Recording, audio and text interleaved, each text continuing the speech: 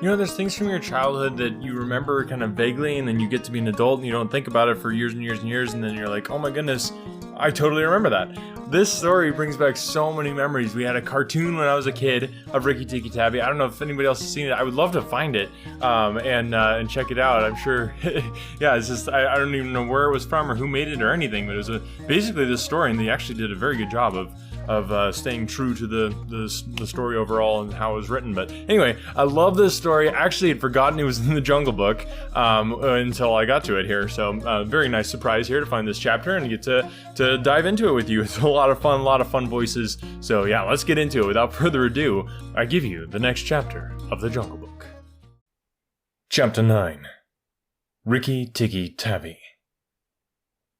At the hole where he went in, a red eye called to Wrinkle's skin. Hear what little red eye saith, Nag, come up and dance with death. Eye to eye and head to head, keep the measure, Nag. This shall end when one is dead, at thy pleasure, Nag. Turn for turn and twist for twist, run and hide thee, Nag. Ha! The hooded death has missed. Woe betide thee, Nag. This is the story of the great war that Rikki-tikki-tavi fought single-handed through the bathrooms of the big bungalow in Sigowli cantonment. Darzee, the tailor bird, helped him, and Chuchandra, the muskrat, who never comes out in the middle of the floor but always creeps round by the wall, gave him advice, but Rikki-tikki-tavi did the real fighting. He was a mongoose, rather like a little cat in his fur and his tail, but quite like a weasel in his head and his habits. His eyes and the end of his restless nose were pink. He could scratch himself anywhere he pleased with any leg, front or back, that he chose to use. He could fluff up his tail till it looked like a little bottle brush, and his war cry, as he scuttled through the long grass, was, Rik-tik-tikki-tikki-tick. One day, a high summer flood washed him out of the burrow where he lived with his father and mother, and carried him, kicking and clucking, down a roadside ditch. He found a little wisp of grass floating there, and clung to it till he lost his senses. When he revived, he was lying in the hot sun on the middle of a garden path, very draggled indeed, and a small boy was saying, "Here's a dead mongoose. Let's have a funeral." "No," said his mother. "Let's take him in and dry him. Perhaps he isn't really dead." They took him into the house, and a big man picked him up between his finger and thumb, and said he was not dead, but half choked. So they wrapped him in cotton wool, and warmed him over a little fire, and he opened his eyes and sneezed. "Now," said the big man. He was an Englishman who had just moved into the bungalow. "Don't frighten him, and we'll see what he'll do." It is the hardest thing in the world to frighten a mongoose, because he is eaten up from nose to tail with curiosity. The motto of all the mongoose family is, "Run and find out," and Rikki-tikki was a true mongoose. He looked at the cotton wool and decided that it was not good to eat, ran all around the table, sat up and put his fur in order, scratched himself, and jumped on the small boy's shoulder. "Don't be frightened, Teddy," said his father. "That's his way of making friends." "Ouch, he's tickling under my chin," said Teddy. Rikki-tikki looked down between the boy's collar and neck, snuffed at his ear, and climbed down to the floor, where he sat rubbing his nose. "Good gracious," said Teddy's mother. "And that's a wild creature. I suppose he's so tame because we've been kind to him."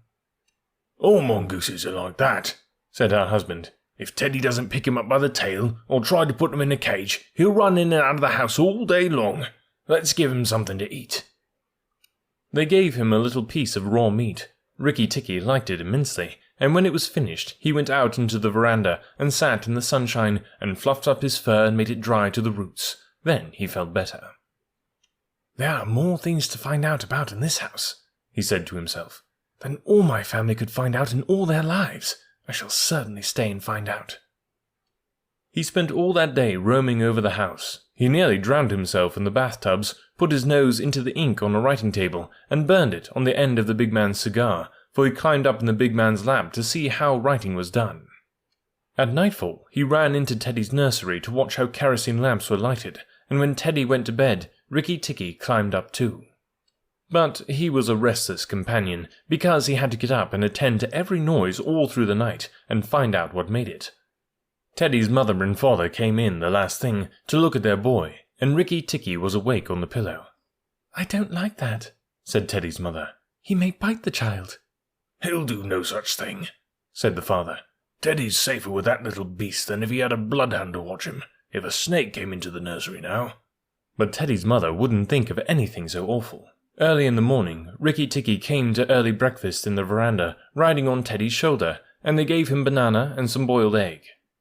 He sat on their laps one after the other, because every well-brought-up mongoose always hopes to be a house mongoose someday and have rooms to run about in, and Rikki-tikki's mother, she used to live in the general's house at Sigowli, had carefully told Rikki what to do if ever he came across white men.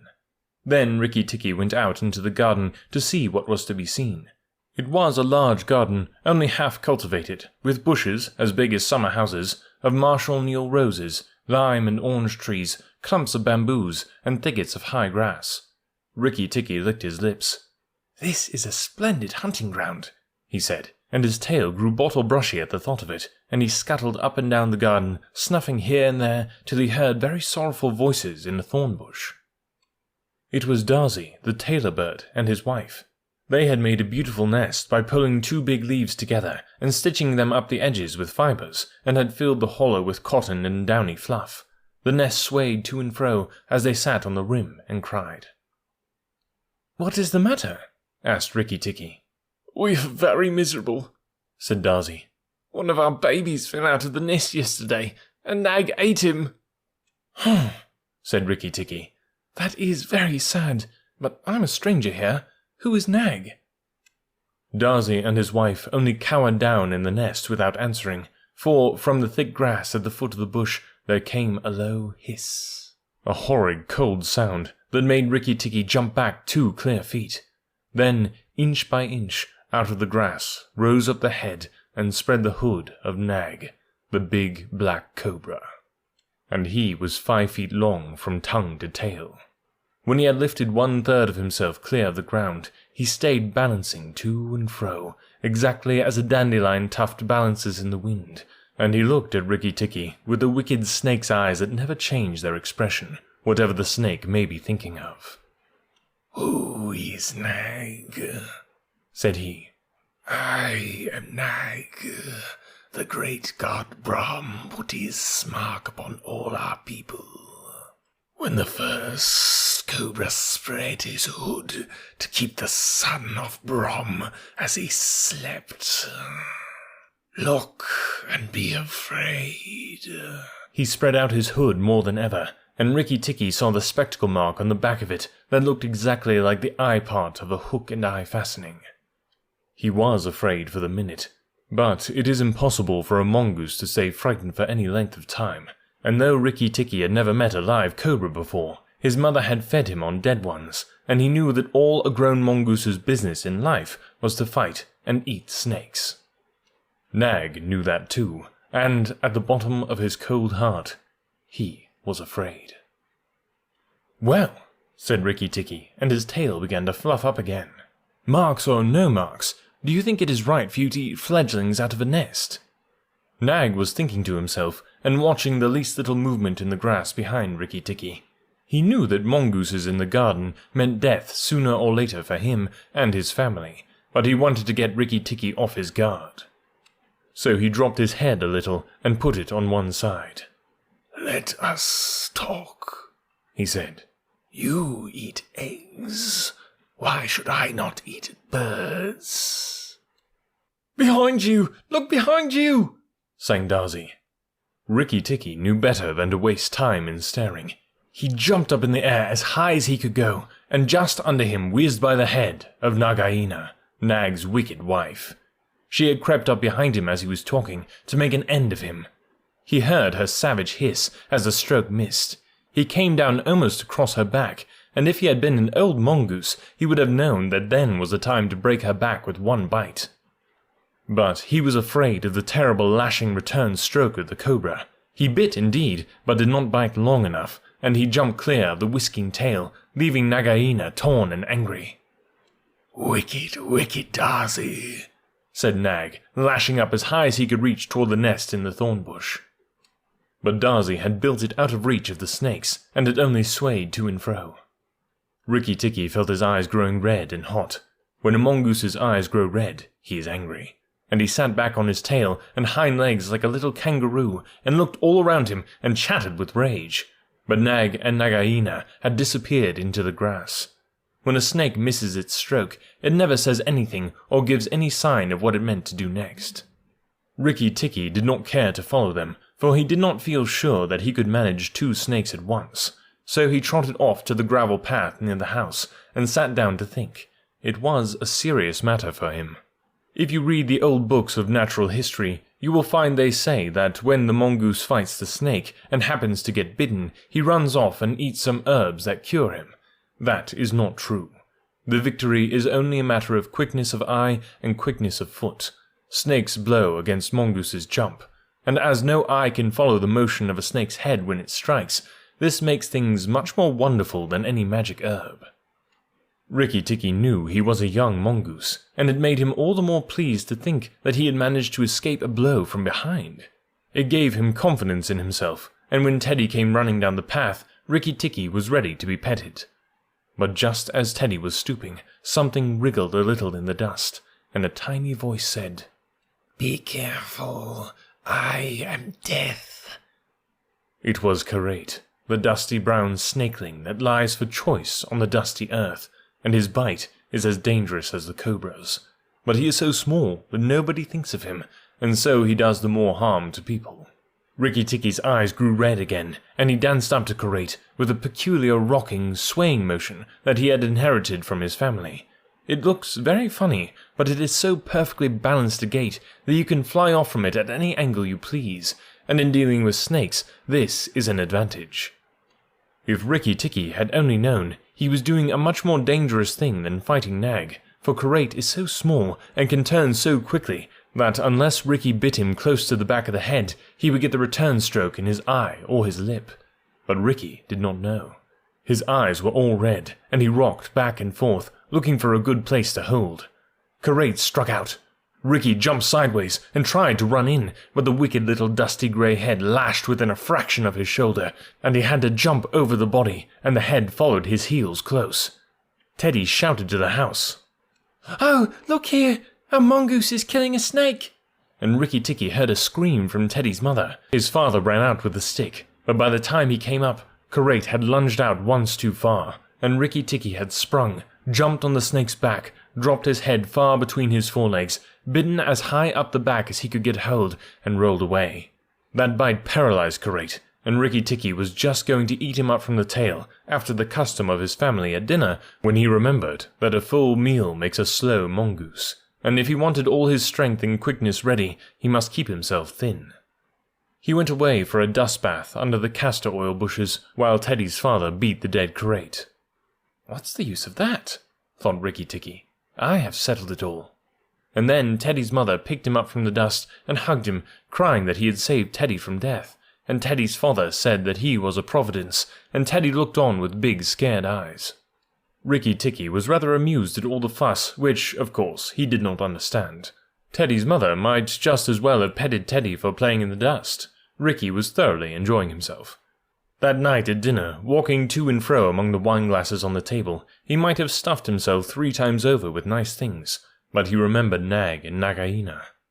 And though it was very pleasant to be patted and petted by Teddy's mother, and to sit on Teddy's shoulder, his eyes would get red from time to time, and he would go off into his long war cry of "Rick-tick-ticky-ticky-tick." Teddy carried him off to bed, and insisted on Rikki-tikki sleeping under his chin. Rikki-tikki was too well bred to bite or scratch, but as soon as Teddy was asleep, he went off on his nightly walk round the house, and in the dark he ran up against Chuchundra, the muskrat, creeping around by the wall. Chuchundra is a broken-hearted little beast. He whimpers and cheeps all the night, trying to make up his mind to run into the middle of the room, but he never gets there. "Don't kill me," said Chuchundra, almost weeping. "Rikki-tikki, don't kill me." "Do you think a snake killer kills muskrats?" said Rikki-tikki scornfully. "Those who kill snakes get killed by snakes," said Chuchundra more sorrowfully than ever. "And how am I to be sure that Nag won't mistake me for you some dark night?" "There's not the least danger," said Rikki-tikki. "But Nag is in the garden, and I know you don't go there." My cousin, Chua, the rat, told me, said Chuchundra, and then he stopped. Told you what? Shh! Nags everywhere, Rikki-tikki. You should have talked to Chua in the garden. I didn't, so you must tell me. Quick, Chuchundra, or I'll bite you. Chuchundra sat down and cried till the tears rolled off his whiskers.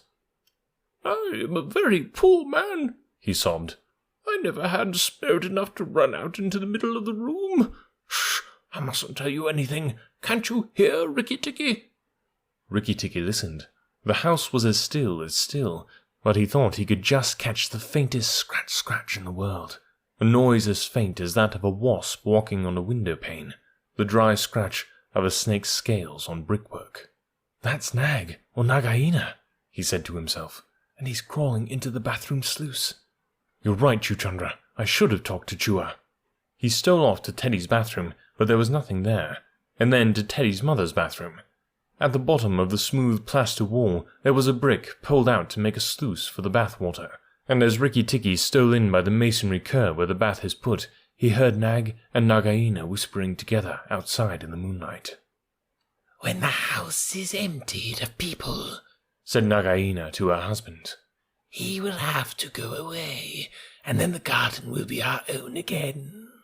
Go in quietly, and remember that the big man who killed Great is the first one to bite. Then come out and tell me, and we will hunt for Rikki-tikki together. But are you sure that there is anything to be gained by killing the people? Said Nag. Everything. When there are no people in the bungalow, did we have any mongoose in the garden? So long as the bungalow is empty, we are king and queen of the garden. And remember that as soon as our eggs in the melon bed hatch, as they may tomorrow, our children will need room and quiet. I had not thought of that, said Nag. I will go, but there is no need that we should hunt for Rikki-tikki afterwards. I will kill the big man and his wife and the child if I can, and come away quietly. Then the bungalow will be empty, and Rikki-tikki will go. Rikki-tikki tingled all over with rage and hatred at this, and then Nag's head came through the sluice, and his 5 feet of cold body followed it. Angry as he was, Rikki-tikki was very frightened as he saw the size of the big cobra. Nag coiled himself up, raised his head, and looked into the bathroom in the dark, and Rikki could see his eyes glitter. Now, if I kill him here, Nagaina will know, and if I fight him on the open floor, the odds are in his favor. What am I to do? Said Rikki-tikki-tavi. Nag waved to and fro, and then Rikki-tikki heard him drinking from the biggest water jar that was used to fill the bath. That is good, said the snake. Now, when Great was killed, the big man had a stick.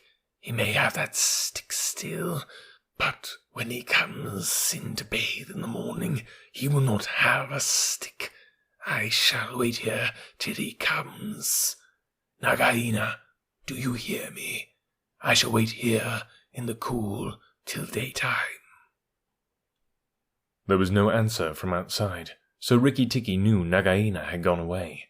Nag coiled himself down, coil by coil, round the bulge at the bottom of the water jar, and Rikki-tikki stayed still as death. After an hour, he began to move, muscle by muscle, toward the jar. Nag was asleep, and Rikki-tikki looked at his big back, wondering which would be the best place for a good hold. If I don't break his back at the first jump, said Rikki, he can still fight, and if he fights... Oh, Rikki. He looked at the thickness of the neck below the hood, but that was too much for him, and a bite near the tail would only make Nag savage. It must be the head, he said at last, the head above the hood, and when I am once there, I must not let go. Then he jumped. The head was lying a little clear of the water jar, under the curve of it, and as his teeth met, Rikki braced his back against the bulge of the red earthenware to hold down the head. This gave him just 1 second's purchase, and he made the most of it. Then he was battered to and fro as a rat is shaken by a dog.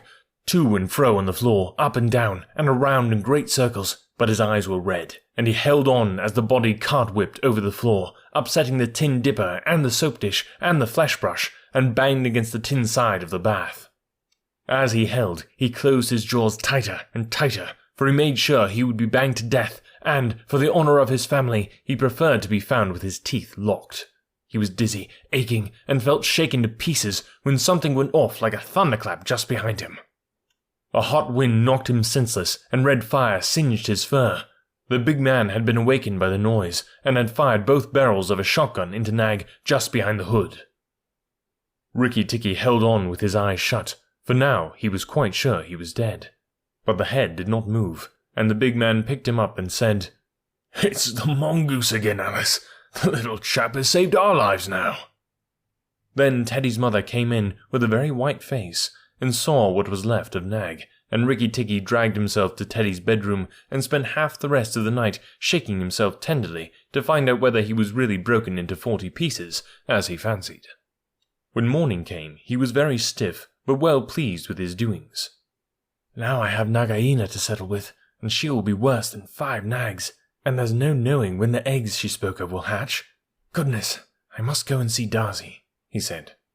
Without waiting for breakfast, Rikki-tikki ran to the thorn bush where Darzee was singing a song of triumph at the top of his voice. The news of Nag's death was all over the garden, for the sweeper had thrown the body on the rubbish heap.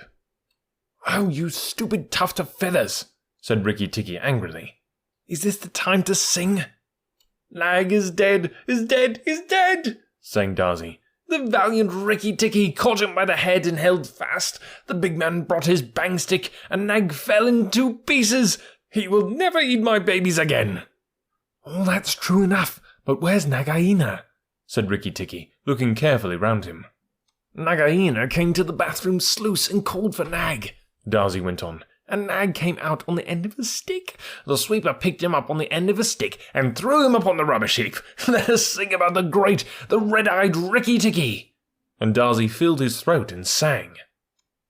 "If I could get up to your nest, I'd roll your babies out," said Rikki-tikki. "You don't know when to do the right thing at the right time.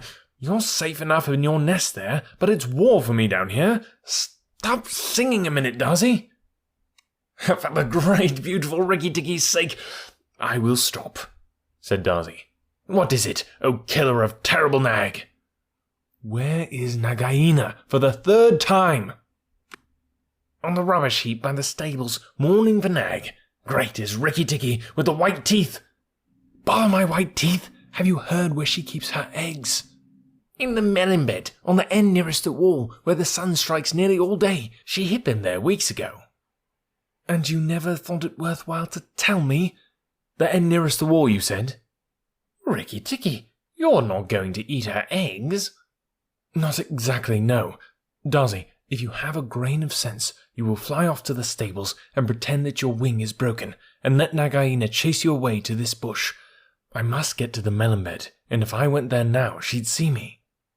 Darzee was a feather-brained little fellow who could never hold more than one idea at a time in his head. And just because he knew that Nagaina's children were born in eggs like his own, he didn't think at first that it was fair to kill them. But his wife was a sensible bird, and she knew that cobras' eggs meant young cobras later on. So she flew off from the nest, and left Darzee to keep the babies warm and continue his song about the death of Nag. Darzee was very like a man in some ways. She fluttered in front of Nagaina by the rubbish heap and cried out, "Oh, my wing is broken! The boy in the house threw a stone at me and broke it." Then she fluttered more desperately than ever. Nagaina lifted her head and hissed, "You warned Rikki-tikki when I would have killed him. Indeed and truly, you've chosen a bad place to be lame in." And she moved toward Darzee's wife, slipping along over the dust. "The boy broke it with a stone," shrieked Darzee's wife. "Well, it may be some consolation to you when you're dead to know that I shall settle accounts with the boy. My husband lies on the rubbish heap this morning, but before night the boy in the house will lie very still. What is the use of running away? I'm sure to get you. Little fool, look at me." Darzee's wife knew better than to do that, for a bird who looks at a snake's eyes gets so frightened that she cannot move. Darzee's wife fluttered on, piping sorrowfully and never leaving the ground, and Nagaina quickened her pace. Rikki-tikki heard them going up the path from the stables, and he raced for the end of the melon patch near the wall. There, in the warm litter above the melons, very cunningly hidden, he found 25 eggs, about the size of a bantam's eggs, but with whitish skin instead of shell. "I was not a day too soon," he said, for he could see the baby cobras curled up inside the skin, and he knew that the minute they hatched, they would each kill a man or a mongoose. He bit off the tops of the eggs as fast as he could, taking care to crush the young cobras, and turned over the litter from time to time to see whether he had missed any. At last, there were only 3 eggs left, and Rikki-tikki began to chuckle to himself when he heard Darzee's wife screaming. Rikki-tikki, I led Nagaina toward the house, and she has gone into the veranda, and... Oh, come quickly, she means killing. Rikki-tikki smashed 2 eggs and tumbled backward down the melon bed with the 3rd egg in his mouth, and scuttled to the veranda as hard as he could put foot to the ground.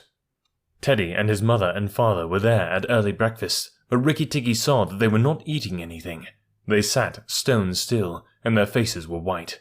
Nagaina was coiled up on the matting by Teddy's chair, within easy striking distance of Teddy's bare leg, and she was swaying to and fro, singing a song of triumph.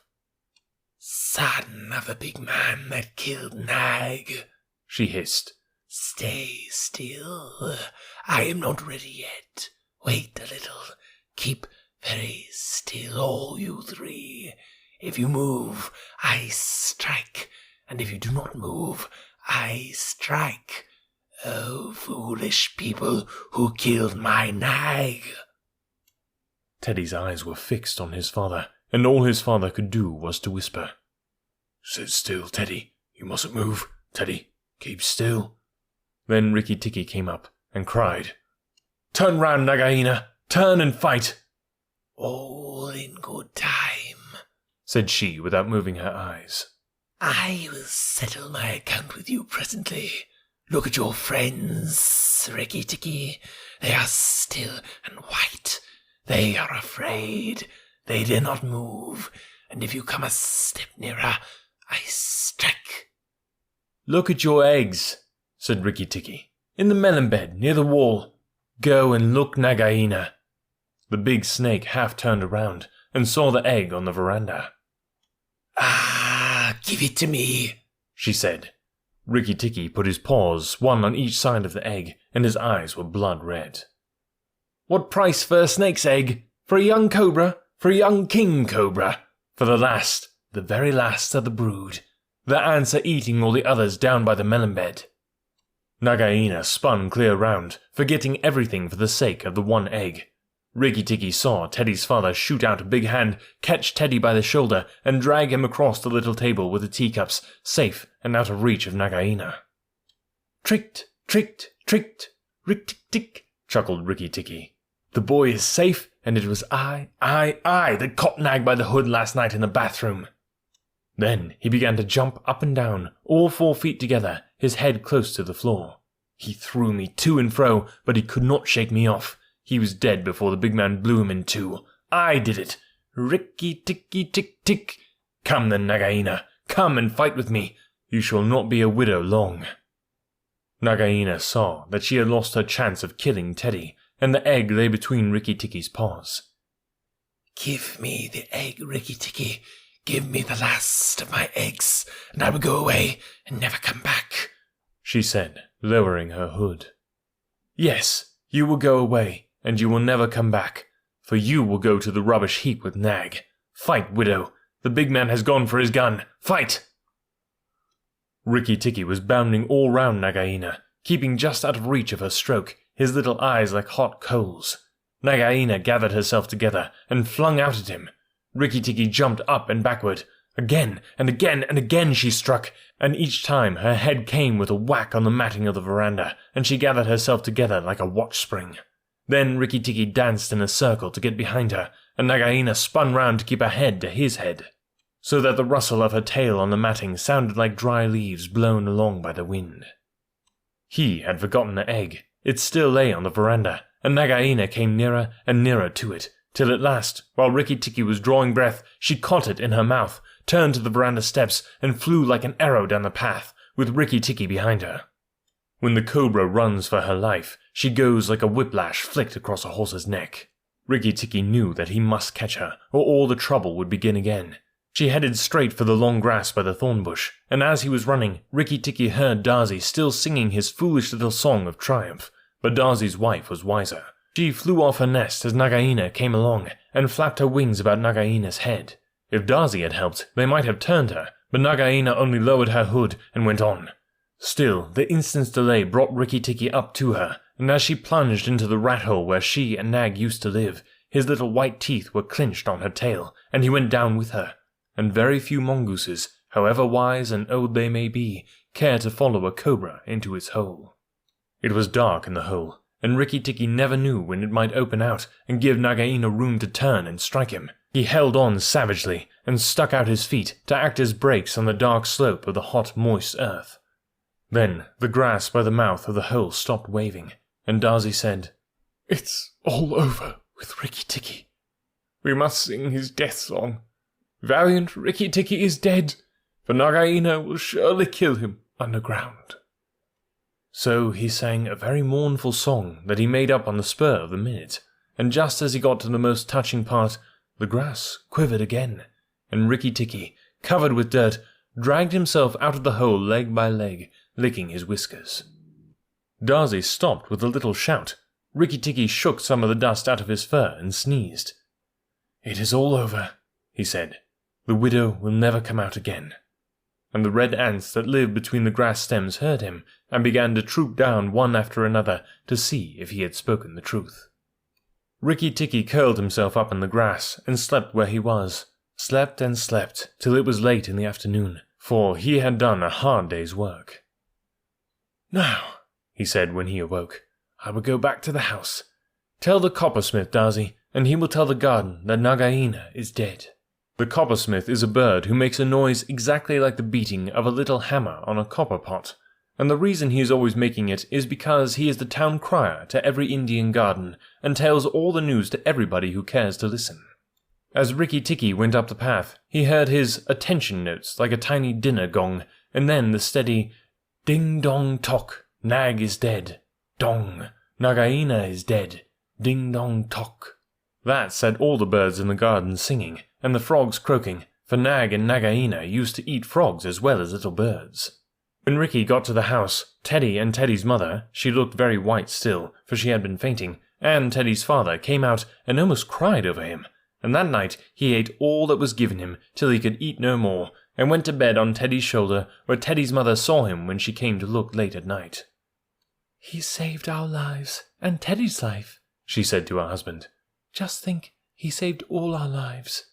Rikki-tikki woke up with a jump, for the mongooses are light sleepers. "Oh, it's you," said he.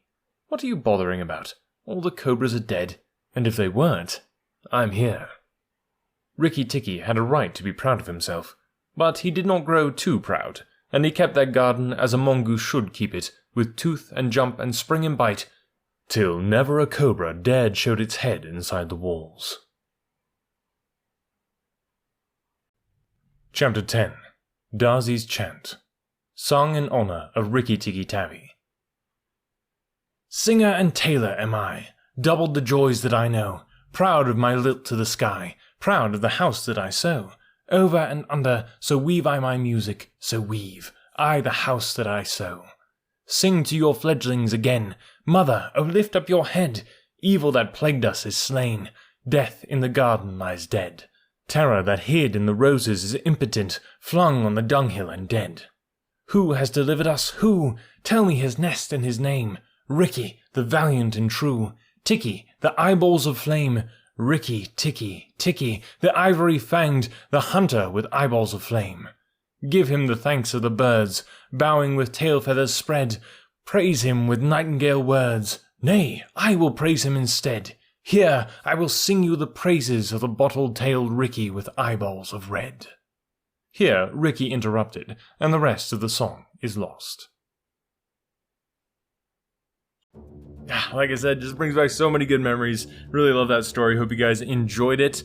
And yeah, I hope you're enjoying the book overall. This one is actually quite a bit shorter than books we've done in the past. I think we've got a couple other chapters here that we'll have, but soon we'll be on to a new book after the Jungle Book, and I would love to hear from you. What would you like to hear next? I'm kind of leaning toward the next book in the Princess of Mars series. I feel like we left that one on a huge cliffhanger, but nothing's decided yet. Would love to hear from you if you have any feedback of what you would like to hear next. I want to say a huge thank you to our patrons. Thank you so much for supporting the podcast. If you want to become a patron, go check that out. Definitely check out the new redesigned website, anotherworldaudiobooks.com. There is a request form where you can request a free audiobook. We've had over 16 audiobooks in the Another World Audiobooks library, and I'll be happy to give any one of them as a special thank you for being a listener. So give you the full version of the audiobook for free, just as a thank you for listening. So go check that out, anotherworldaudiobooks.com. And there's other ways to support the podcast as well. Right there, becoming a patron.